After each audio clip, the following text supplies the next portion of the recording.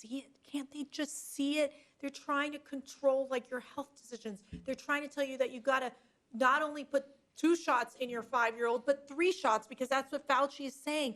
They have these kids in masks. I mean, I can tell you stories of Lucia.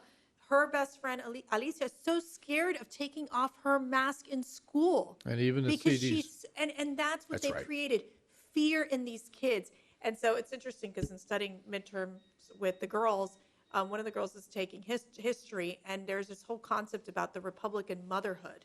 And it was that the women back in the time, this was in the early 1800s, they would be home with the kids to basically teach them about Americanism and the Constitution.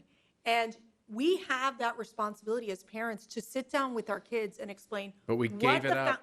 We have given it up. We gave it up. Handed it over. We to were the told public we school weren't accredited systems. and certified, Yeah. and we don't know as much as these smart people. Yeah. We should back off and let them do it. That was the biggest mistake we made. It was the biggest mistake, is giving up the schools and not being part of that process. Well, in your phrase, it is as bad as you think. When you get to the schools, it's not just the teachers' unions, the school boards, it's the textbook publishers. Yes. Yes. It's the consultants. You know That's this, right. yeah. You know, it's all these forces that are out there that are just fine with things the way they are. That's right.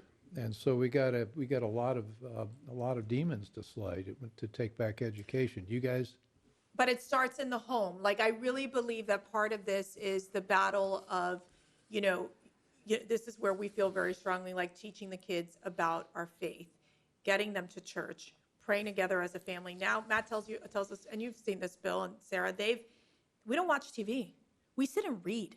Like, we literally, as a family, sit and read and talk and pray, and we have fun. Like, the kids are playing the guitar, and that is, we got to bring that back to the family. It is like shutting out a little bit the outside world that's trying to just pound these kids with these really negative messaging about themselves and about racism and all this stuff, and really talk through what is the history of our country. Yes, there are dark periods of time in our history, but we also have to acknowledge that as an imperfect country